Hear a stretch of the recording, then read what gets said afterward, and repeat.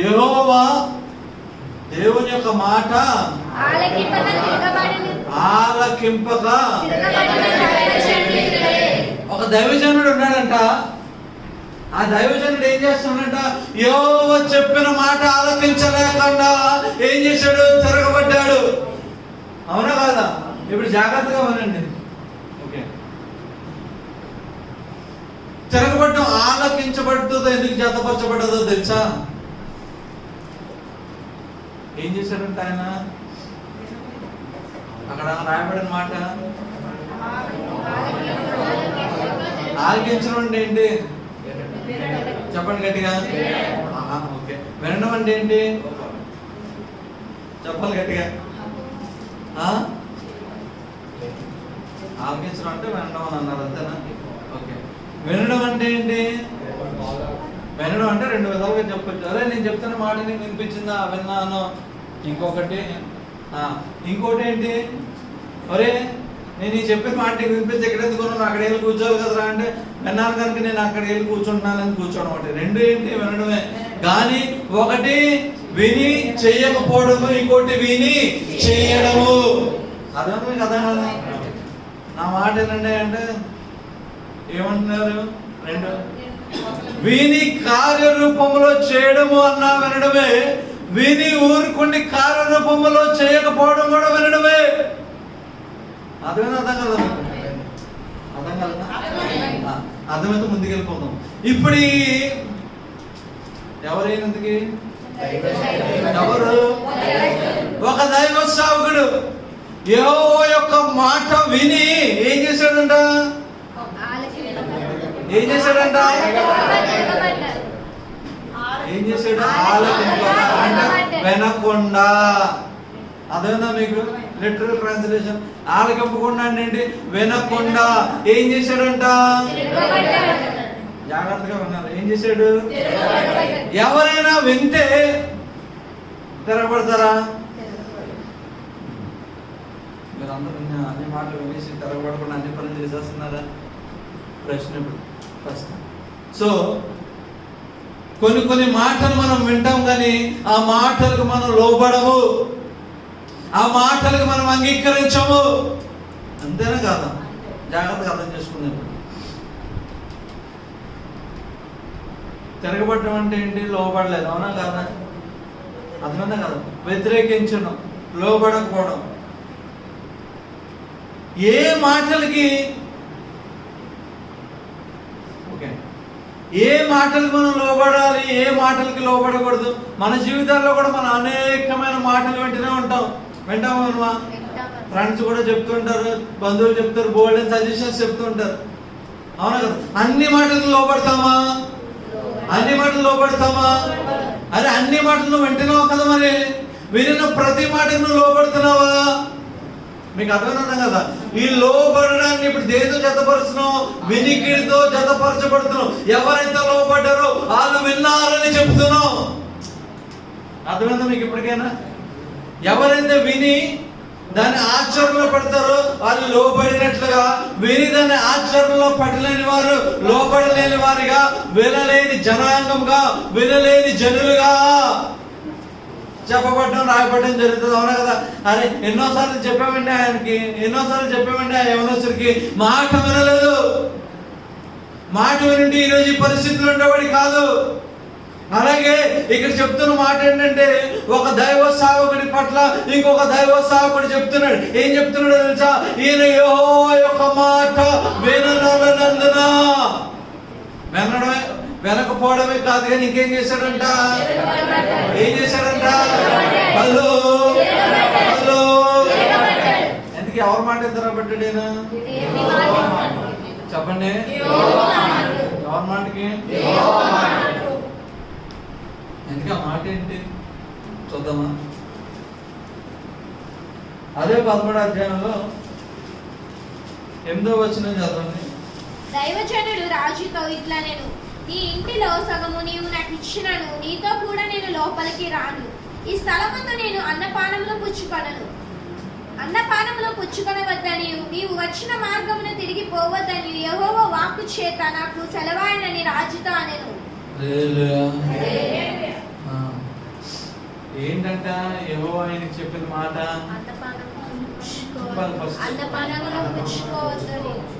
I will not go with you, నేను నీతో కూడా రాను. నెక్స్ట్ చదవనమ్మా. ఫస్ట్ నుంచి చదవండి. దైవజనుడు రాజుతో ఇట్లా నేను నీ ఇంట్లో సగము నీవు నాకు ఇచ్చినాను, నీ ఇంట్లో నాకు సగం నీవు ఇచ్చినాను, నీతో కూడా నేను రాను, నీతో కూడా లోపలికి రాను. మరి వదిలేస్తున్నారు మీరు. నీతో కూడా నీతో కూడా నేను లోపలికి రాను. ఫస్ట్ నీతో కూడా నేను. నెక్స్ట్ ఈ స్థలమందు నేను అన్నపానములు పుచ్చుకొనను, ఈ స్థలమందు అన్నపానాలు. నెక్స్ట్ అన్నపానములు పుచ్చుకొనవద్దని నీవు వచ్చిన మార్గము, నీవు వచ్చిన మార్గము తిరిగి పోవద్దని. ఏ మార్గంలో వస్తున్నా అదే మార్గంలో తిరిగి వెళ్ళకూడదు. 3 ఉన్నాయి అక్కడ దేవునితో పొందుకున్నాయి. ఫస్ట్ ఏంటి? నీతో కూడా నేను రాకూడదు లోపలికి, అన్నపానములు చేయకూడదు. ఏ మార్గంలో వచ్చినాను అదే మార్గంలో తిరిగి హలో తిరిగి వెళ్ళకూడదు. ఈ 3 మాటలు పట్టుకున్నాడు ఆయన. అవునా కదా? దేవుని దగ్గర నుంచి పొందుకున్న 3 మాటలు. ఎవరు చెప్పారంటే ఇది ఆయనకి యెహోవా వాక్కు ఎవరికి చెప్పింది? ఈ దైవజనుడికి చెప్పడం జరిగింది. జాగ్రత్తగా వినండి. యెహోవా వాక్కు ఇప్పుడు ఏం చేస్తున్నాడు ఈయన? విన్నాడు. విన్నాడా వినలేదా? హలో, వినిన తర్వాత ఆ మాటకు లోబడినట్లుగా ఇప్పుడు ఏం చేస్తున్నాడు? ప్రకటిస్తున్నాడు. దాన్ని ఎవరికి ప్రకటిస్తున్నాడు? దానిపైన ఇంటికి అధ్యాయం చదువుకోండి, టైం ఎక్కువ లేదు కనుక ఇంటికి అధ్యాయం చదువుకుంటే మీకు అర్థమవుతుంది సిరీస్ గా మొత్తం అంతా. ఎవరికి చెప్తున్నాడు? రాజుకి చెప్తున్నాడు. రాజు ఏం చేస్తున్నాడు? అయ్యా నువ్వు రా. ఎందుకు రాజుకి ఏం చెప్పాడు? దేవుడు చెప్పాలని మాట చెప్పాడు. అది రాజుకు వ్యతిరేకమైన మాట. ఒక శాపాన్ని విడుదల చేశాడు. రాజా నువ్వు నాశనం అయిపోతున్నావు, నువ్వు కట్టిన బలిపీఠాల మీద నీ యాజకులు ఎవరైతే ఉన్నారో వాళ్ళంతా ఎముకలు ఏం చేస్తారు? కాలేస్తారని చెప్పి ఒక ప్రాఫెసీ, ఒక ప్రవచనాన్ని విడుదల చేసిన తర్వాత నా రాజు ఏమంటున్నాడు? అయ్యా ఓకే ఓకే ఏమంటున్నాడు? నువ్వు లోపలికి రా నాతో పాటు కూడా. అంటే నీ రాజ్యం లేంటి నీ ఇంట్లో ఉన్న సగ భాగం నాకు ఇచ్చినా నేను నీతో కూడా లోపలికి రాను, అన్నపానాలు తినను. అవునా కదా? నెక్స్ట్ నేను వచ్చే దారిలో మళ్ళీ తిరిగి నేను వెళ్ళను. ఇది యెహోవా చేత పొందుకున్న మాట. మాట విన్నాడు. ఇక్కడ చూస్తే మనం లోబడినట్లుగానే చూస్తున్నాం. ఇక్కడ చూస్తే ఏమన్నాడు? రాజు మాటకి ఏమంటున్నాడు? లేదు నేను రాను అన్నాడు. మరి చదివిన మాట ఏంటి? మధ్యలో చూద్దాం. మధ్యలో ఏమైంది? దాని తర్వాత అంతటా అతడు తాను బేతేలునకు వచ్చిన మార్గమున వెళ్ళక మరి ఒక మార్గమున తిరిగిపోయాను. బేతేలులో ప్రవక్త ఒక ముసలివాడు కాపురం ఉండెను. బేతేలులో ఎవరున్నారంట? ఇతని కుమారులలో ఒకడు వచ్చి బేతేలులో దైవజనుడు ఆ దినము చేసిన క్రియలన్నిటిని అతడు రాజుతో పలికిన మాటలన్నిటిని తమ తండ్రితో తెలియజెప్పగా వారి తండ్రి అతడు ఏ మార్గంలో వెళ్ళిపోయినని వారిని అడిగాను. అంతటా అతని కుమారులు యూదా దేశములో నుండి వచ్చిన దైవజనుడు ఏ మార్గంలో వెళ్ళిపోనని తెలిపేది. పిమ్మట అతడు తన కుమారులను పిలిచి నా కొరకు గాడిదకు గంట కట్టుడని చెప్పగా వారు అతని కొరకు గాడిదకు గంట కట్టిరి. అతడు దాని మీద ఎక్కి దైవజనుని కనుగొనవలనని పోయి మాస్తిక వృక్షం క్రింద అతడు కూర్చుండగా చూచి యూదా దేశంలో నుండి వచ్చిన దైవజనుడవు నీవేనా అని అడగగా అతడు నేనే అనెను. అప్పుడు అతడు నా ఇంటికి వచ్చి భోజనము చేయమనగా అతడు నేను నీతో కూడా మరలి రాజాలను నీ ఇంట ప్రవేశింపను మరియు నీతో కలిసి ఈ స్థలమందు అన్నపానములు పుచ్చుకొనను. నీవు అచ్చట అన్నపానములు పుచ్చుకొనవద్దని నీవు వచ్చిన మార్గంలో పోవుటకు తిరుగువద్దని యెహోవా వాక్కు చేత నాకు సెలవాయనని చెప్పెను. చదవబడిన వాక్య భాగంలో ఇప్పుడు ఇంకో ప్రవక్త ఉన్నాడండి. ఎవరు అతను? ముసలివాడే. ఈ ముసలి ప్రవక్త ఏం చేస్తున్నాడు? వాళ్ళ పిల్లల ద్వారా సమాచారం పొందుకున్న తర్వాత అయ్యా ఈ యూదా దేశం నుంచి వచ్చిన ప్రవక్త ఎక్కడున్నాడు, ఆ దైవ సేవకుడు ఎక్కడున్నాడు, నేను కలవాలనుకున్నాను అని చెప్పి గాడిదని తయారు చేయమన్నాడు. బాగా గాడిదని తయారు చేయమన్న తర్వాత ఎల్లి సంభోషించిన ఎల్లి పలికిన మాటలేంటి? ఇప్పుడు యూదా దేశం నుంచి వచ్చిన ప్రవక్తకి ఏం చెప్తున్నాడు? అయ్యా నువ్వు ఎక్కడికి రమ్మన్నాడు? హలో మా ఇంటికి రమ్మన్నాడా రమ్మలేదా?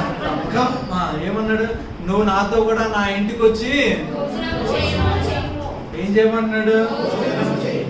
ఏం చేయమన్నాడు? లోపలికి వెళ్ళొద్దని చెప్పాడు దేవుడు. ఈయనేమన్నాడు? ఇంట్లోకి ఆహ్వానిస్తున్నాడు. భోజనం చేయొద్దని చెప్పాడు దేవుడు. ఏమంటున్నాడు? భోజనం చేయమంటున్నాడు. ఇప్పుడు ఇంకొకటి ఏమన్నాడు? వచ్చే మార్గంలో తిరిగి వెళ్ళొద్దు అన్నాడు. అవునా కాదా? వచ్చే మార్గంలో తిరిగి వెళ్ళదు. ఈయనేమన్నాడు? నాతో పాటు మా ఇంటికి రండి. ఆ మార్గం ఉండి ఏమన్నాడు? మళ్ళీ తీసుకెళ్ళాలని ఆశపడుతున్నాడు. అయితే దానికి ఆయన చెప్పిన మాట ఏంటి?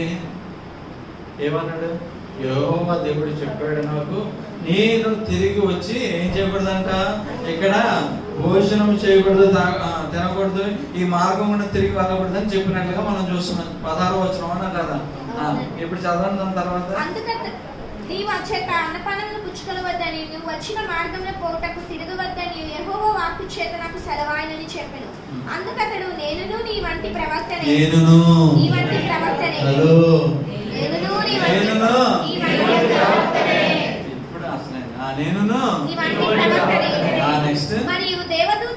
మరియు దేవదూత ఒకడు యెహోవా చేత సెలవు పొంది ఏంటంట?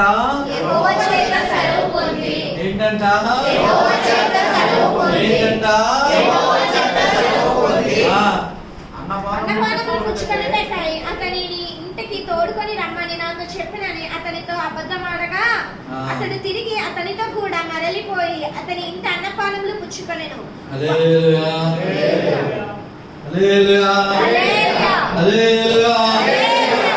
చాలా జాగ్రత్తగా ఫస్ట్ నేను వాక్యం చదివాను. ప్రవక్త అంటే ప్రభా మళ్ళీ చదివాను. సరిగా చదవబోతుంది, ప్రార్థన చేసి చదివాను. అప్పుడు నాకు కొన్ని అర్థమైంది. ఏంటో తెలుసా?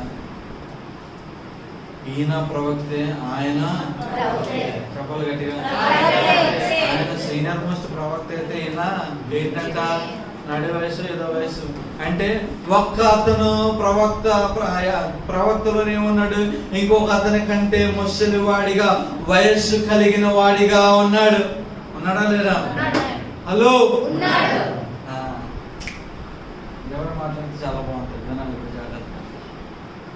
మన జీవితాలలో శ్రమల గుండా వెళ్తున్నప్పుడు ఆ శ్రమలలో మనకంటే సీనియర్ ఎవడైతే ఉన్నాడు అని తెలుసుకొని ఆ సీనియర్ మాటలు వినడానికి ఇష్టపడుతున్నారా? జాగ్రత్త. అర్థం కాలే? ఓకే, ఈ విధంగా చెప్తే మీకు ఇంకా బాగా అర్థం అవుతుంది. 2 ఎగ్జాంపుల్స్ ఉన్నాయి. ఫస్ట్ ఒక ఎగ్జాంపుల్ చెప్తాను. చెయ్యి ఇరిగిపోయింది అనుకోండి, ఎవరికైనా పిండి కట్టి వేసారనుకోండి, ఆ బాధ నొప్పి అనిపించినోడే తెలుస్తుంది. అవునా కదా? నొప్పి అనిపించేసి చెయ్యి అంతా మొత్తం మామూలుగా అయిపోయింది, పిండి కట్టు కూడా తీసేసారు. ఇప్పుడు నువ్వు మనం ఈ బాధను అనుభవించాం కాబట్టి, మనకు ఎక్స్పీరియన్స్ ఉంది కాబట్టి, ఇంకెవరికైనా చెయ్యి ఇరిగిపోయింది అనుకోండి, మనం ఏం చేస్తాం తెలుసు? మరి నాన్న నీ చెయ్యి ఇరిగిపోయింది, నాకు చెయ్యి ఇరిగిపోయింది, ఎంతమంది పిండి కొట్టేశారు, నాకు దొరకలు వస్తున్నాయి, నీకు గోకాలు అనిపిస్తే ఏం చేయాలి? దువ్వెన ఉంటుంది చూడు, సన్న దువ్వెన లోపల తెచ్చుకొని ఎలాగెలాగాను గట్టిగా అనుకో, రక్తం వచ్చేసింది నాకు కూడా, నీకు కూడా రక్తం వచ్చేస్తుంది మెల్లిగాను. అవునా కాదా? లేదంటే ఇంకేం సలహా ఇస్తావు? లేదా పిండి కట్ట వేసుకోక సుమా, నీకు చెయ్యి ఇరిగిపోయింది అంటారు కంటే సింథటిక్ కట్టన్ కొత్తగా వచ్చింది, అది వేసుకుంటే నీకు దొరద రాదు, గాలి లోపలికి వెళ్తుంటది. ఎందుకు చెప్పగలుగుతున్నాం? మనం అనుభవించాము కనుక. ఇప్పుడు చెయ్యి ఇరిగిపోయింది అనుకుందాం, ఉదాహరణ, ఎవరికేం ఎరగలేదండి, ఎగ్జాంపుల్గా చెప్తున్నాను.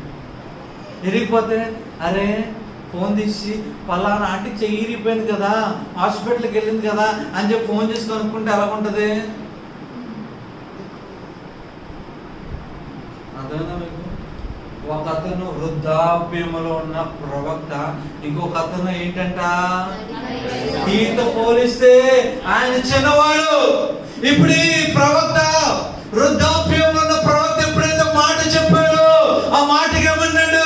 ఈ నాకంటే సీనియర్, నాకంటే ఎక్కువ అనుభవం కలిగిన వాడు అని ఏం చేశాడు? ప్రభువు దగ్గరికి వెళ్ళి నాకు కనిపెట్టడం మానివేసి ఏం చేశాడు?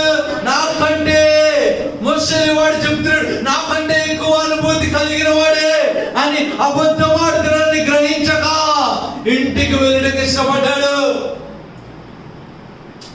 అర్థం కాలేదా? అర్థం కాలేదా? అందుకే ఏమన్నాడు, యెహోవా మాటకి ఏం చేయలేదంట, తిరగబడ్డాడు. ఎలా తిరగబడ్డాడు? ఈయన స్వాయిష్టముతో తిరగబడలే కానీ ఈయన ఎప్పుడైతే తిరిగి ప్రయాణమై వెళ్ళిపోతున్నాడో ఆ ప్రయాణంలో ఒక వ్యక్తి, ఒక ముసలి ప్రవక్త యొక్క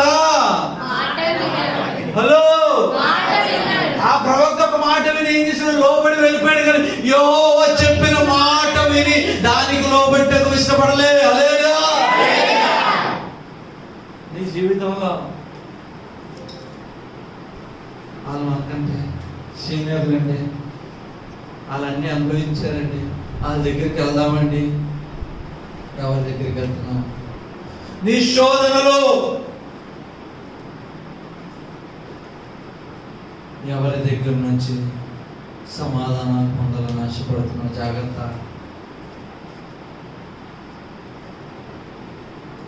ఇది చూస్తే మా ప్రవక్త ఇల్లు ఏం అడగలే. దేవుడు ఏం చెప్పాడు? తిన్నవి వచ్చేసేయనంటే సగం దూరం వచ్చిన తర్వాత ఒక చెట్టు చూసుకొని చెట్టు దగ్గర ఏం చేస్తున్నాడు? హలో హలో ఏం చేస్తున్నాడు? ఏం చేస్తున్నాడు? కనీసం నేను అనుకుంటాను కదా, ఆ పట్టణం పొలిమేర దాటిన తర్వాత కూర్చున్నా సరే ఎవడు వచ్చేవాడు కాదు.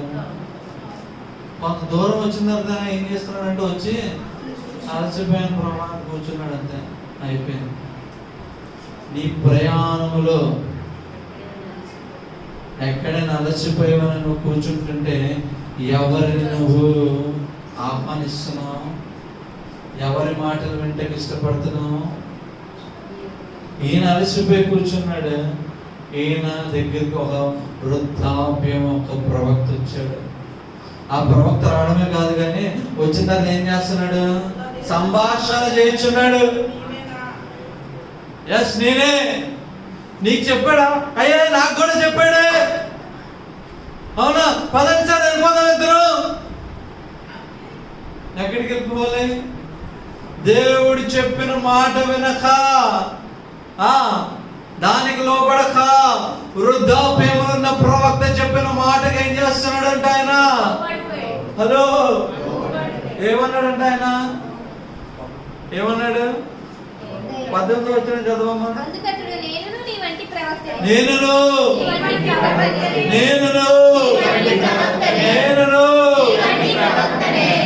నెక్స్ట్. మరియు దేవదూత ఒకడు యెహోవా చేత సెలవు పొంది అన్నపానములు పుచ్చుకొనుటకు అతను నీ ఇంటికి తోడుకొని రమ్మని నాతో చెప్పెనని అతనితో అబద్ధం ఆడగా, అతడు తిరిగి అతనితో కూడా మరలిపోయి అతని ఇంటి అన్నపానములు పుచ్చుకొనెను. జాగ్రత్తగా ఉన్నారు. ఇప్పుడు రెండు చూపించబోతున్నాను మీకు, చాలా జాగ్రత్తగా. ఈ వృద్ధాప్యంలో ఉన్న ప్రవక్త ఇంకొక యూదా దేశం నుంచి వచ్చే ప్రవక్తకి ఏం చెప్పాడంట? నేను కూడా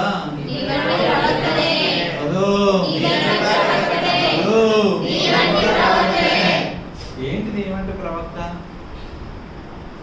ఏంటి నీవంటే ప్రవక్త? నేను కూడా నువ్వే అనుభూతినైతే కలిగి ఉన్నావో, ఏ స్వరమునైతే వినగలుగుతున్నావో, నువ్వేంటి రీతిగా ప్రభు యొక్క వాగ్దానాలను పొందుకుంటూ దానిని నువ్వు ప్రకటిస్తున్నావో, నేను కూడా అదే విధమైన ప్రవక్తని అని చెప్తున్నాడు ఆయన. అంటే ఇప్పుడు ఇంకేముందంట? ఈ ముసలి ప్రవక్త కూడా వినగలుగుతున్నాడంట, చూడగలుగుతున్నాడంట. నెక్స్ట్ ప్రకటిస్తుంటే ఆ మాటలు నెరవేరిపోతున్నాయంట.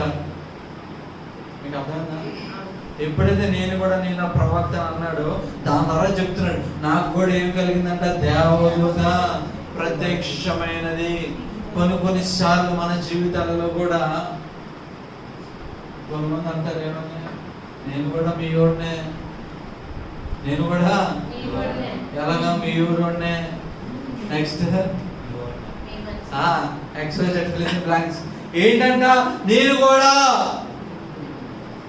సీనాటిని పక్కన పెడితే నేను కూడా నీ యోడిని అన్న ప్రజల యొక్క మాటలు వింటున్నావా? దేవునికి వ్యతిరేకమైన మాటలైనప్పటికీ వాళ్ళు నీవోలే అని గ్రహించి వాళ్ళు నిన్ను దేవుడి నుంచి దూరంగా తీసుకెళ్తున్నప్పటికీ అంధత్వంలో మునిగిపోతున్నావా? అర్థం కలదా? ఎందుకైనా నేను కూడా నీవు వంటి వాటిని ప్రవక్తని అని అనగానే ఏమైపోయాడబ్బా, అలా ప్రవక్తలు ఉన్నారా, ఆహా ఓకే అని ఏం చేశాడు, మొత్తానికి ఆయన ఏం చెప్పినా సరే నమ్మసాగాడు. అదే వేరే వాడు వచ్చి ఎవడైనా చెప్తే వినేవాడా? అసలు నువ్వు ప్రవక్తవే కాదు, నీతో దేవుడు అలా మాట్లాడతాడు, నువ్వు ప్రవక్త అయితే ప్రూవ్ చేయి, నాకు దేవుడితో మాట్లాడి నాకు రుజువు ఏంటి, నాకు రుజువు పరచాలి కదా, అడుగుతారు అడగరా? సో శోధింపబడుతున్నప్పుడు జాగ్రత్తగా అర్థం చేసుకోవాల్సింది ఏంటో తెలుసా? నీకు నీ వంటి వారే నీ హృదయంలో ఆయన చూస్తున్నప్పుడు, దుష్టుడు చూస్తున్నప్పుడు ఎవరిని వాడుకుంటే వీళ్ళు పడిపోతారు. కొన్నిసార్లు నీకు హృదయానికి దగ్గరున్న వాళ్ళని వాడుకునేటకు ఇష్టపడుతుంటాడు. ఎందుకు తెలుసా? వాళ్ళ మాటలు చెప్పగానే నువ్వు ఏం చేస్తావు, దానిని వినుటకు ఇష్టపడతావు. ఎందుకు? వీళ్ళు కూడా నా వంటి వారే. మీకు ఇంకా అర్థం కాదు, ఒక ఎగ్జాంపుల్ చెప్తాను. ఓకే, మరియమ్మ గారు ఉన్నారా? మరియమ్మ గారికి దగ్గర చుట్టాలు ఎవరు? జకరియా, ఎలిజబెత్ అమ్మగారు. మరియమ్మ విశ్వాసాన్ని పెంపొందించడానికి ఎవరిని వాడుకున్నారు అక్కడ? ఎందుకు?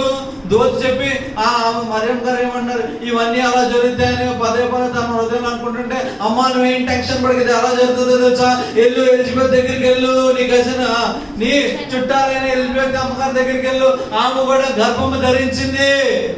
అంటే ఏంటి? ఒకళ్ళని ప్రేరేపించుట కొరకు ఏంటి, కొన్నిసార్లు దేవుడు కొన్ని మందిని వాడుకుంటే ఇష్టపడుతుంటాడు. అయితే ఎలిజబెత్ అమ్మగారిని ఎందుకు వాడుకుంటే ఇష్టపడ్డారు? ఎందుకు తెలుసా? మరియమ్మకు విశ్వాసం ఏంటి? ఆమె చిన్నప్పటి నుంచి పెరుగుతున్నప్పటి నుంచి ఆమె చూసింది, ఎలిజబెత్ జకర్యాని చూసింది. చూసి ఏం గ్రహించుకుంది తెలుసా? వీళ్ళు పరిశుద్ధంగా ఉంటారు, వీళ్ళు ఏ పాపము చేయటకు వీలు లేదు, వీళ్ళు యాజకత్వము చేస్తూ పరిశుద్ధంగా జీవించేవారు. ఆ విశ్వాసం ఆమెలో ఉన్నది కనుక ఆ విశ్వాసాన్ని బట్టి ఎవరు వాడుకోవడానికి ఇష్టపడ్డారు ఆయన? హలో, అదే ఆ విశ్వాసం ఆమెలో లేకపోతే వేరే వాళ్ళు వాడుకునేవాడు. ఇప్పుడు ఈ ప్రవక్త విశ్వాసం ఏంటి? ఆయనలాగా ఎవరైతే ప్రవక్తలు ఉన్నారో వాళ్ళ మాటల మీద విశ్వాసం ఉన్నది కనుక వృద్ధుడైన ప్రవక్త అన్నాడు, నేను కూడా నీ వల్ల ప్రవక్తనే. శోధింపబడుతున్నాడు, ఎవరికి అవకాశం ఇస్తున్నాను? నీ హృదయంలో ఆ స్థితిగతిని పరిశీలన చేస్తున్నప్పుడు, ఎవరిని వాడుకుంటే పడేయాలి అనే అంశాన్ని చూస్తున్నప్పుడు మా ప్రవక్త యోధా దేశం నుంచి వచ్చిన ప్రవక్త ఎలా పడిపోయాడు, నేను కూడా నీ వంటి ప్రవక్తగానే అయిపోయాడు. అంతే ఘాట్లు ఎట్లా ఉన్నట్టు కదా, మొత్తాన్ని ఏం చేశాడు, ఆహా యోధా ప్రవక్త నా వంటి ప్రవక్త అంటే దేవుడితో పెట్టినాడు అని చెప్పి ఏం చేశాడు, నమ్మసాగాడు. ఏం చేశాడు? నెక్స్ట్ రెండోది ఏం చేశాడు? దాని తర్వాత ఏం చెప్పాడు ఆయన? ఏం చేశాడు? నాకు ఒక దేవదూత ప్రత్యక్షమై నిన్ను, ఎవరిని? హలో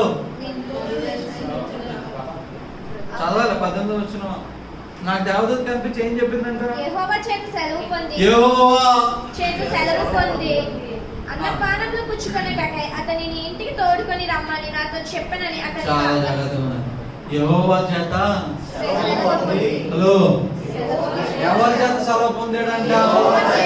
ఎవరి చేత? దేని కొరకు సెలవు పొందాడంట? దేని కొరకు? అన్నపానాలు పుచ్చుకొని నెక్స్ట్ ఏంటంట? ఎక్కడికి తోడుకు రావాలంట? జాగ్రత్తగా ఉన్నారు. ప్రభు ఈయనకి ఇచ్చిన వాగ్దానం ఏంటి? నువ్వు వెళ్ళకయ్యా, ఎట్టి పరిస్థితి వచ్చే మార్గం నెలకు లోపలికి వెళ్ళకు, భోంచేయక అన్ని చేయొద్దని చెప్తే దానికి వ్యతిరేకంగా నేను కూడా మాటను పొందుకున్నాను. ఎవరి గురించి పొందుకున్నాడు ఈ మాట? నీ కొరకు పొందుకున్నానని చెప్తున్నాడు. తన గురించి తాను పొందుకోవడం కాదు, కానీ నీ కొరకు నేను పొందుకున్న మాట. ఇప్పుడైనా అర్థం చేసుకోవాలి కదా, నేను ఎక్కడో యోధా దేశంలో ప్రవక్తనైతే నా గురించి దేవుడు నీతో మాట్లాడటకు ఎట్టి రీతిగా సాధ్యమిది? నాకు నీకున్న సంబంధం ఏంటి? నాకు నీకు దేవుడు నా కొరకు నీతో మాట్లాడాలని ఆశపడితే ఏ సంబంధము కలిగి ఉన్నావు? ఏ సంబంధము బట్టి ఆయన నీకు ఇది తెలియజేయడానికి ఇష్టపడుతున్నాడు? ఏ సంబంధము లేకుండా ఏం చేస్తాడంట? యెహోవా దగ్గర నుంచి మాట పొందుకున్నానంటే ఏం చేస్తున్నాడు ఆయన? మీరు శోధింపబడుతున్నాడు. అనేక మంది వస్తుంటారు, అనేక మంది ఇచ్చేస్తుంటారు ఐడియాలు. కానీ ఒకటి గుర్తుపెట్టుకోవాలి, సువర్ణంగా మార్చబడాలంటే సంబంధం ఏమై ఉన్నది. ఈ మాటలు పొందుకుంటున్న వీరి సంబంధము దేవునితో ఏమై ఉన్నది? దాన్ని బట్టి దేవుడు నా కొరకు ఆయనకి ఎందుకు బయలుపరుస్తున్నాడు? లేదంటే ఎవరు పడితే వాళ్ళు ఏం చేస్తున్నారు? సలహాలు ఇచ్చేటప్పుడు. ఎందుకు? బెస్ట్ ఎగ్జాంపుల్, మీరు కూడా చాలా మంది చాలా సలహాలు ఇస్తుంటారు. ఎవరా ఉచిత సలహాలు ఇస్తారా? ఇస్తారా? ఈజీగా చెప్పేస్తుంటారు సలహాలన్నీ. అవతలాడు వెంటనాడా, వెంటలేదా అని లేదా. ప్రపంచంలో జ్ఞానవంతుడు ఎవడంటే సొలొమోన్ కాదు, నేనే. అన్నిటికి పరిష్కారం నా దగ్గర ఉన్నాయని చెప్పి ఆ ప్రతిదీ ఏం చెప్పి వెళ్ళిపోతున్నాం మనం. తెలిసింది తెలియలేదు మొత్తం ఏం చెప్పడం, చెప్పుకెళ్ళిపోవడం. కానీ జాగ్రత్తగా ఉండండి. శ్రమలో మనం ఉంటున్నప్పుడు ఎవరి దగ్గర నుంచి నువ్వు ఇష్టపడుతున్నావు? ఒకరి దగ్గర నుంచి ఒక మాటను నువ్వు వినటకు ఇష్టపడుతున్నావా? ఇష్టపడుతున్న వారి సంబంధం ఏమై ఉన్నది? రెండు సంబంధాలు జాగ్రత్తగా చూసుకో. దేవునికి వాళ్ళకి సంబంధం ఏంటి? నెక్స్ట్ వాళ్ళకి నాకు సంబంధం ఏంటి? ప్రభు వాళ్ళతో మాట్లాడటం ఇష్టపడుతున్నాడు. ఈ ప్రవక్త తన ప్రాణాన్ని తనని పని చేసుకెళ్ళిపోతున్నాడు. ఒక దగ్గర ఆగాడు. సంబంధం లేదు. కొన్నిసార్లు మన జీవితాలలో కూడా శోధింపబడుతున్నప్పుడు సంబంధం లేని వారు ప్రవేశిస్తూ ఉంటారు. సంబంధం లేని వారు లోపలికి రాబోతూ ఉంటారు. ప్రవేశం చేయడమే కాదు కానీ ఏం చేస్తారు? సలహాలు ఇచ్చడానికి ఇష్టపడుతూ ఉంటారు. మీకు లాస్ట్ టైం ఒక సాక్ష్యం చెప్పాను, గుర్తుందా? ఏ సాక్ష్యం చెప్తే గుర్తొస్తాను అంటారు. ఒక చెప్తాను. ఒక చర్చ్ ఉంది, 90 రోజులు నిబంధన చేసుకున్నారు. ఎనిమిది గుర్తుంది? చెప్పాలి గట్టిగా. గుర్తున్నప్పుడు 90 రోజులు నిబంధన చేసి ప్రార్థన చేస్తున్నారు లేదా? రోజుకి 3 గంటలు చేస్తుంటే ఎవరో సంబంధం లేని వారు సంఘంలో ప్రవేశించలేదా? హలో హలో హలో ప్రవేశించడమే కాదు కానీ ఉచిత సలహాలు ఇవ్వలేదా? చెప్పాలి గట్టిగా. మనం శోధనలో నడుస్తున్నప్పుడు, దేవుని ఆశీర్వాదాలకు దగ్గరవడానికి నడుస్తున్నప్పుడు సంబంధం లేని వారు అనేకులు ప్రవేశించబోతున్నారు. జాగ్రత్త. ఎవరు పడితే వాళ్ళు ప్రవేశం చేసి ఉచితమైన సలహాలు ఇచ్చిన ఆశపడుతుంటారు. ఈ ప్రవక్త కూడా ఏం చేశాడు? అబద్ధమే ఆడాడు, నిజము చెప్పలే. కానీ ఎందుకు ఎందుకు మాట్లాడగలిగాడో తెలుసా? యూదా దేశం నుంచి వచ్చిన ప్రవక్త అనుమతి ఇచ్చాడు గనక. ఏం చేశాడు? చెప్పాలడిగా. నీ జీవితంలో ఎవరు పడతారు ప్రవేశింపజేసి ఎవరికి అనుమతిస్తున్నావు నువ్వు?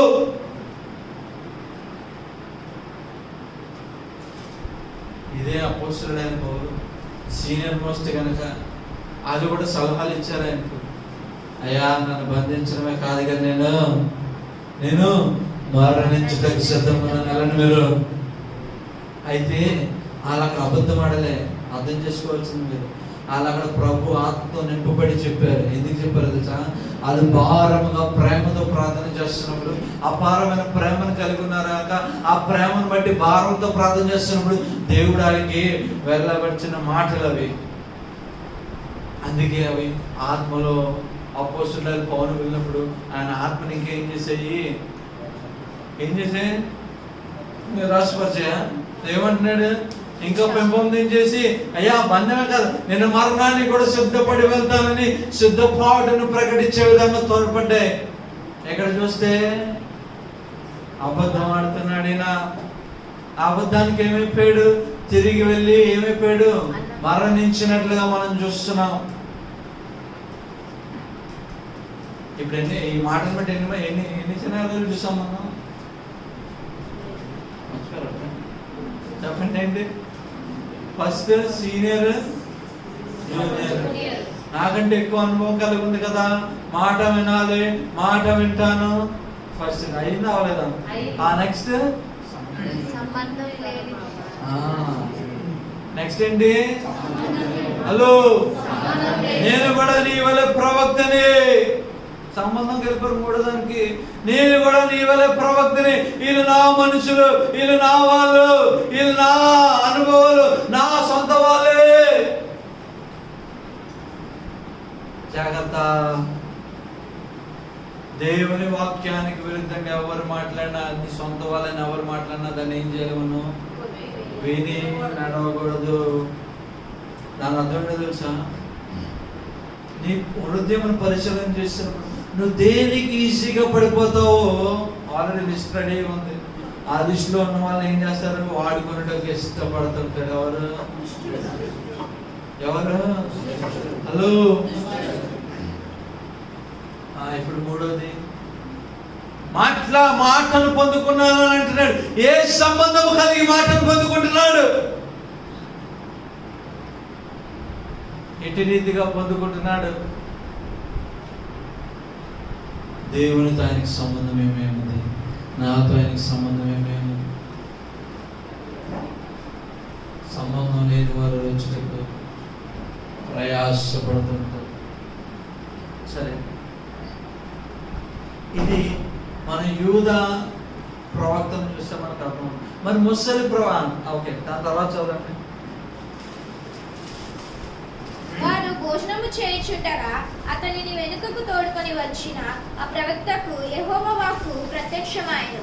అంతటా అతడు యూదా దేశముల నుండి వచ్చిన దైవజనుని పిలిచి, యెహోవా ఇలాగ ఆజ్ఞ ఇచ్చుచున్నాడు, నీ దేవుడని యెహోవా నీకు ఆజ్ఞాపించిన దానిని గైకొనక ఆయన సెలవిచ్చిన నోటి మాట మీద తిరుగుబడి నీవు వెనుకకు వచ్చి నీవు అచ్చట అన్నపానములు పుచ్చుకొన వలదని ఆయన సెలవిచ్చిన స్థలమున భోజనము చేసిన్నావు గనుక నీ కళేబారము నీ పితరుల సమాధిలోనికి రాకపోవునని ఎలుగెత్తి చెప్పెను.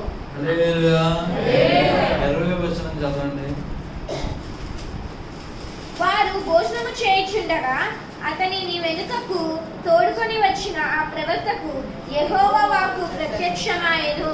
హల్లెలూయా, హల్లెలూయా, హల్లెలూయా. ఇప్పుడు మీకు అర్థం అవ్వాలి, ఎవరి వాక్యం ఎవరికి ప్రత్యక్షమైంది? చెప్పాలి గట్టిగా. ఎవరికి? ముసలి ప్రవక్తకేనా? అరే, పైన అబద్ధం ఆడుతున్నాడు, కింద యెహోవాకు ప్రత్యక్షం అవడం ఏంటి? అసైన్మెంట్ చేసి తీసుకొస్తారా? అర్థం కలదా మీకు ప్రశ్న? ఆల్రెడీ టైం 2 అయిపోయింది. నేను చూడలేదు, 2 అవుతున్నాను అక్కడ. పైన ఏం చేశాడు? మరి కిందేంట్రే? దేవుని యొక్క ఎవరు చదవాలి? 20 వచ్చింది. వారు భోజనము చేయుచుండగా అతనిని వెనుకకు తోడుకొని వచ్చిన ప్రవక్తకు యెహోవా వాక్కు ప్రత్యక్షమాయెను. ఎవరికి ప్రత్యక్షమైంది? ముసలి ప్రవక్తకు యెహోవా వాక్కు ప్రత్యక్షమైనది. పైనేమో అబద్ధం ఆడుతున్నట్లుగా చూస్తున్నాం, కింద చూస్తే యెహోవా వాక్కు. అంటే అబద్ధాలు అందరికీ ఇప్పుడు యెహోవా ప్రత్యక్షం వద్దా? ఈ రోజు నుంచి మనం ఎవరు ఆపలేదు మిమ్మల్ని. అంతా ఏం చేస్తారు? ఇంకా అదే మంది చెప్తారు, అన్నా సింగపూర్ అంతా నాదే అని. కష్టపడే అవసరం లేదు, ఎక్కువ కష్టపడకూడదు మనం. సింగపూర్ అంతా ఎవరిదంట? ఇదేంటి వ్యత్యాసము?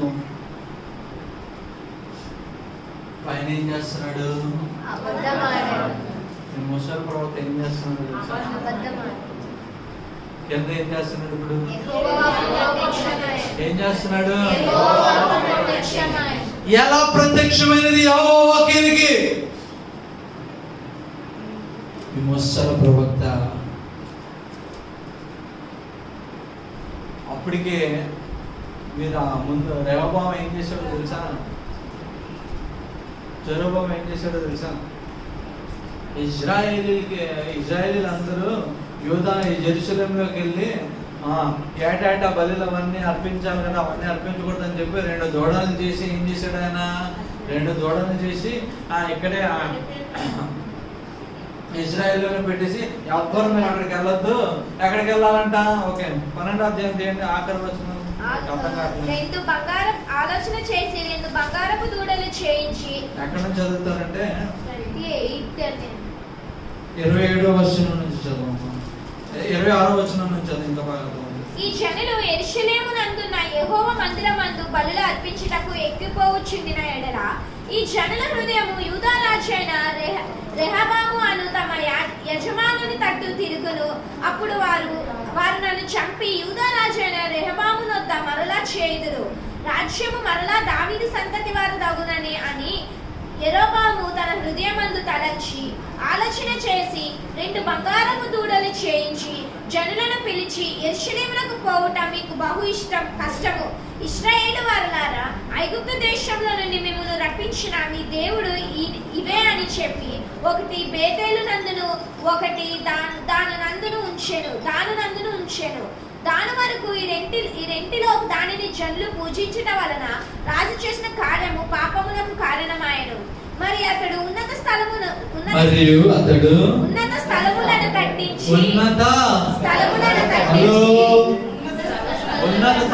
కట్టించి మందిరముగా ఏర్పరిచి లేవీయులు కాని సాధారణమైన వారిలో కొందరిని యాజకులుగా నియమించాడు. ఇప్పుడు యాజకులను నియమించాడు, సాధారణమైన వారిని. నెక్స్ట్, మరియు యెరొబాము యూదా దేశమందు జరుగు ఉత్సవము వంటి ఉత్సవమును 8వ మాసము 15వ దినమందు జరుప నిర్ణయించి బలిపీఠము మీద బలులు అర్పించుచు వచ్చెను. ఈ ప్రకారము బేతేలు నందును తాను చేయించిన దూడలకు బలులు అర్పించుచుండెను. మరి తాను చేయించిన ఉన్నతమైన స్థలమునకు యాజకులను బేతేలు నందుంచెను. ఈ ప్రకారము అతడు యోచించిన దానిని బట్టి 8వ మాసము 15వ దినమందు బేతేలులో తాను చేయించిన బలిపీఠము మీద బలులు అర్పించుచు వచ్చెను. ఇప్పుడు చదవబడిన వాక్య భాగంలో మీకు అర్థమవుతుంది ఏంటంటే, రాజు ఉన్నాడు, రాజు ఏం చేశాడు? యెరూషలేముకి వెళ్ళిపోతే మళ్ళీ యూదా మొత్తం అంతా అయిపోతుంది అలాగా అని చెప్పేసి ఏం చేశాడు? 2 దూడలు తయారు చేశాడు. అక్కడే ఏం చేశాడంట? ఏం చేశాడు? బలిపీఠాలను కట్టాడు. అంతేకాకుండా ఇంకేం చేశాడు? లేవైన కాలంలో ఏం చేశాడు? హలో, ఏమని పెట్టాడు? ఇప్పుడు ఏంటంటే అక్కడ ఏం జరుగుతుందంటే, యాజకులు యాజకులుగా, ప్రవక్తలుగా ఏమవుతున్నారు? చలామణిలోకి వెళ్ళిపోయి అక్కడంతా పాపము జరుగుతుంది. ఆ టైంలో ఈ ముసలి ప్రవక్త అక్కడ నివాసం చేస్తున్నాడు. ఈ ముసలి ప్రవక్త ఏమనుకుంటున్నాడో తెలుసా?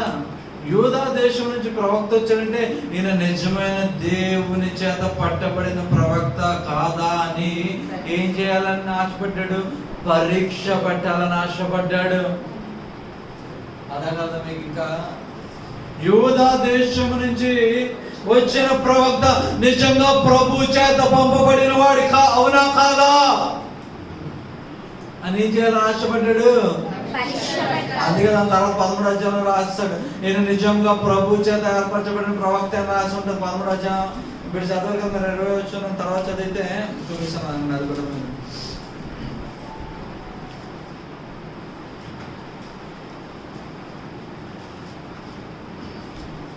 27వ వచనం చదవండి. తన కుమారులను పిలిచి గాడిదకు నా కొరకు గంట కట్టుడని చెప్పెను. వారు అతని కొరకు గంట కట్టినప్పుడు అతడు పోయి అతని శవము మార్గమందు పడి ఉండుటయు, గాడిదయు సింహమును శవము దగ్గర నిలిచి ఉండుటయు, సింహము గాడిదను చీల్చివేయక శవమును తినకై ఉండుటయు చూచి దైవజనుని శవము ఎత్తి గాడిద మీద వేసుకొని తిరిగి వచ్చెను. ఈ ప్రకారము ఆ ముసలి ప్రవక్త అంగలార్చుటకును సమాధిలో శవమును పెట్టుటకును పట్టణమునకు వచ్చెను. అతడు తన సమాధిలో ఆ శవమును పెట్టగా జనులు కటకట నా సహోదరుడా అని ఏడ్చిరి. మరియు ఇతడు సమాధిలో శవమును పెట్టి, నేను మరణమైనప్పుడు దైవజనుడైన ఇతడు పెట్టబడిన సమాధిలో నన్ను పాతిపెట్టుడి, నా శల్యములను అతని శల్యము దగ్గర ఉంచిరి. యెహోవా మాటను బట్టి బేతేలులోనున్న బలిపీఠమునకు విరోధముగాను షమ్రోను పట్టణములోనున్న ఉన్నత స్థలములలోని మందిరములన్నిటికీ విరోధముగాను అతడు ప్రవర్తించినది అవశ్యముగా సంభవించినని తన కుమారులతో చెప్పెను. ఏం చెప్తున్నాడు ఇప్పుడు? నిజంగా ప్రభు చేత పంపబడ్డాడు కనుక ఆయన చెప్పిందల్లా అంటే అవశ్యంగా జరుగుతుంది. ఎక్కడ పెట్టించుకున్నాడు ఇప్పుడు? ఎక్కడ సమాధి చేస్తున్నాడు తెలుసా మీకు? ఎందుకు ఆయన కొరకు తగిన సమాధానం ఏం చేశాడు? ఈ చనిపోయిన యోధా ప్రవక్త ఎక్కడి నుంచి వచ్చాడు? ఆ ప్రవక్త యొక్క ఏం చేశాడు? కలేబారాన్ని తీసుకెళ్ళి పెట్టాడు. నేను చనిపోయినప్పుడు కూడా ఆయన పక్కనే నన్ను చెప్పని ఆశపడుతున్నాడు. ఈ ముసలి ప్రవక్త ఏం చేస్తున్నాడో తెలుసా? ఒక ఆశపడ్డాడు. ఏంటి ఆశపడ్డాడు తెలుసా? యూదా దేశం నుంచి ప్రవక్త వచ్చాడు. నిజముగా ప్రభు ద్వారా పంపబడిన వాడు కాదా పరీక్ష చేయాలని ఆశపడ్డాడు. అందుకనే ఆ పరీక్ష చేయాలని ఆశపడి ఏం చేశాడు? పరీక్ష చేశాడు. అందుకే 20 వచనంలో ఏమంటున్నాడు? కూర్చొని తిట్టగా హఠాత్తుగా ప్రభు యొక్క ఆత్మ ఏమొచ్చింది? వచ్చినట్లుగా మాట్లాడినట్లుగా మనం చూస్తున్నాం. ఇప్పుడు మీకు ఏమర్థమో దీన్ని బట్టి పరీక్ష చెప్పాలి గట్టిగా.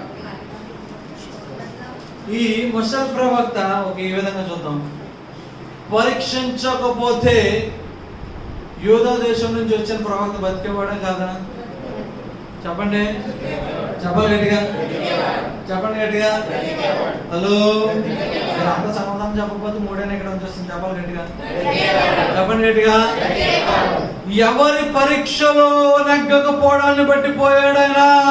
ముసలి ప్రవక్త యొక్క పరీక్షలో నెగ్గకపోవడం బట్టి ప్రాణాన్ని కోల్పోయాడు. కానీ దాన్ని మనం అర్థం చేసుకోవడం ట్రై చేస్తే ముసలి ప్రవక్త యొక్క పరీక్షలు ఎందుకు నెగ్గలేదు తెలుసా? దేవుని మాట ఏం చేయలేదు, విని గ్రహించలేక తిరుగుబాటు చేశాడని చెప్తున్నాడు. ముసలి ప్రవక్త పరీక్షించాలని ఆశపడినప్పటికీ, ఈయన నిజమైన ప్రవక్త అవునా కాదని గ్రహించాలని ఆశపడినప్పటికీ ఈ ప్రవక్త ఏం చేశాడు? యూదా దేశం నుంచి వచ్చే ప్రవక్త దేవుని మాటను లక్ష్య పెట్టలే. కొన్నిసార్లు ప్రజలు కూడా నిన్ను పరీక్షించాలని ఆశపడుతుంటారు. ప్రజల యొక్క ఉద్దేశాలను ఎరగలేవు.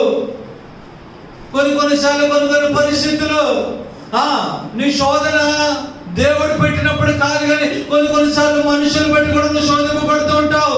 కొన్నిసార్లు మనుషుల ద్వారా శోధింపబడుతుంటావు. కొన్నిసార్లు మనుషులు నేను పరీక్ష పెట్టాలని ఆశపడుతుంటారు. అయితే ఆ పరీక్షలో నువ్వు ఎటువైపు చూడాలి? దేవుడు నీకు ఇచ్చిన వాగ్దానం వైపు చూడాలి. ఈ ప్రవక్త గ్రహించలేకపోయాడు. ఇది ప్రభు చేత పంపబడిందా, ఈ వృద్ధాప్యమున్న ప్రవక్త పెడుతున్నదా అని గ్రహించలేక, రెండింటిలో గ్రహించలేకపోతే వాడు కానీ అస్సలైన బేసిక్ ఫండమెంటల్ ఒక బేసిక్ థింగ్ అని మర్చిపోయాడు. ఏంటి? దేవుని విని నడవాల్సింది మర్చిపోయాడు. మీకు అర్థం కాదు? కొన్నిసార్లు మన జీవితాలలో మనం జనుల చేత కూడా పరీక్షించబడుతూ ఉంటాం. మన విశ్వాస జీవితాన్ని బట్టి జనుల చేత కూడా పరీక్షించబడుతూ ఉంటాం. ఆ పరీక్షలలో ఏమవుతుంటాం? ఓడిపోతూ ఉంటాం. ఇందువల్ల దేవుని వైపు మనం చూడలేనప్పుడు, దేవుని వైపు చెప్పాలి గట్టిగా, ఎప్పుడు చెప్పాలి? నేను శోధింపబడిన మీద సువర్ణంగా అవుతానని చెప్పాలి కదా. నా మార్గం ఆయన అతి ప్రేమలు అన్నారు కదా. ఈ శోధన ఎవరు బట్టి వచ్చిందండి? దేవుని బట్టి వచ్చిందా? చెప్పాలి, ఎవరు బట్టి వచ్చింది శోధన? వృద్ధాప్యంలో ఉన్న ప్రవక్త ఏం చేశాడు? అసలు నేను నిజంగా దేవుడి బిడ్డ కాదా టెస్ట్ చేయాలని అనుకున్నాడు. కొన్నిసార్లు జనులు కూడా మీరు నిజంగా దేవుని బిడ్డ కాదా అని టెస్ట్ చేయడానికి ఎదురు చూస్తుంటారు. బెస్ట్ ఎగ్జాంపుల్ చెప్తాను. అంచేపు ఆదివారం దేవుడు బిడ్డలు అంటారు, ఒకసారి టెస్ట్ అని చెప్పి చిన్న రెచ్చగొడతారు అంతే అంతే. మొగలు అయితే ప్యాంటు మా పైకి ఎత్తాడు, ఆడవాళ్ళు అయితే తీసుకొని జుత్తులు పట్టుకొని చీపురు కట్ట చాట పట్టుకొని ఏంటంటే ఇప్పుడు జడలు జడ ఇక్కడ వచ్చి బెండ్లు. ఏమైంది? చిన్న శోధన.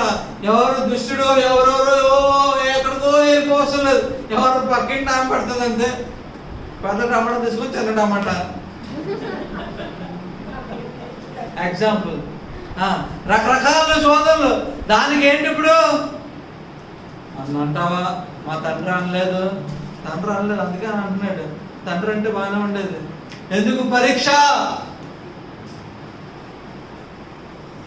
శోధించ. మీకు అర్థం కావట్లేదు వాక్యం. ఎందుకు తెలుసా? చాలా సార్లు మన ఆత్మీయ జీవితాన్ని బట్టి ఇతరులు పరిశీలన చేయడానికి ఇష్టపడుతుంటారు. జాగ్రత్త. నువ్వు దాంట్లో ఓడిపోతే మరణంతో సమానమే. క్రీస్తునిలో మరణించినట్లే. ఎందుకు క్రైస్తవ జీవితంలో నువ్వు క్రైస్తవుని పోలి జీవించాలని చెప్పుకుంటే నీవు నీ సాక్ష్యం నాశనం చేసుకుంటే మరణంతో సమానమే. ప్రవక్త స్వరం పెట్టినానని చెప్పి వచ్చి ప్రవచనం చేశాడు. ఆ ప్రవచనం నిజమైన ప్రవచనే, కానీ ఆయన సాక్ష్యాన్ని కోల్పోయాడు. శోధింపబడినప్పుడు మరణానికి లోనైపోయాడు. సాక్ష్యము లేని జీవితము, సాక్ష్యము లేని విశ్వాసం మృతంతో సమానము. సాక్ష్యం ఎలా వస్తుంది? 10 మంది చెప్తూ వచ్చేస్తుందా? క్రియారూపకంలో దాల్చినప్పుడు మాత్రమే.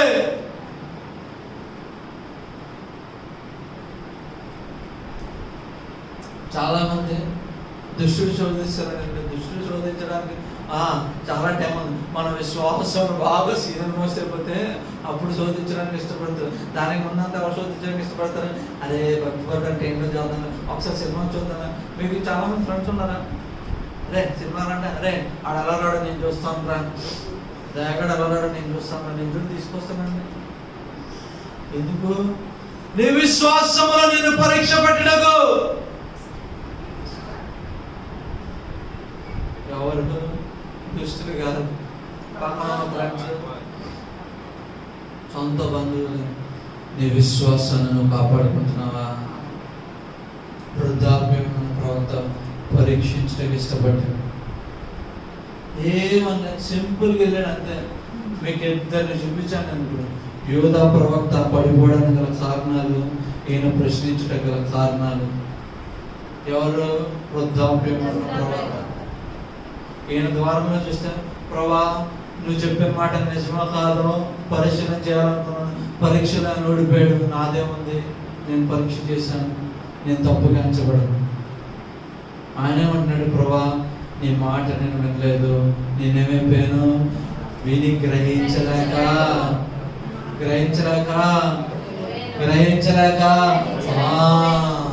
పడిపోయాను. ఇప్పుడు చెప్పండి, మీ శోధన అంటున్నాడు. ఎన్నిసార్లు దుష్టుడికి క్రెడిట్ ఇస్తున్నారు?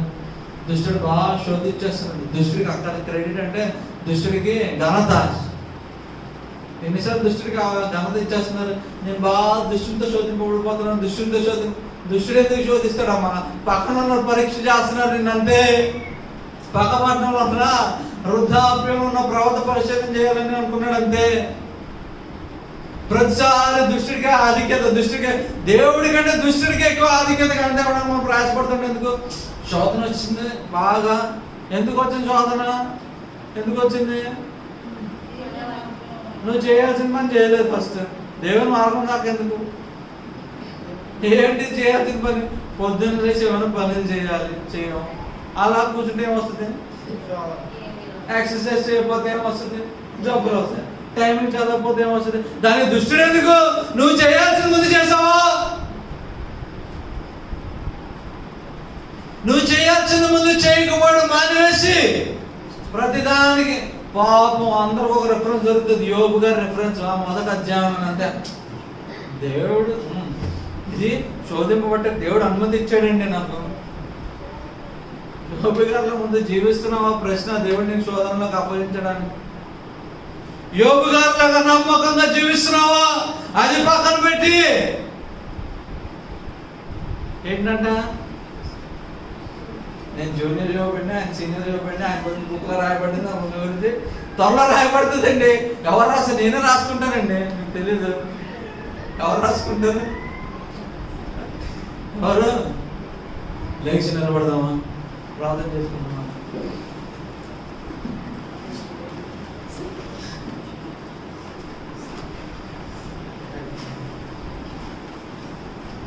ఇటు అటు చూడండి.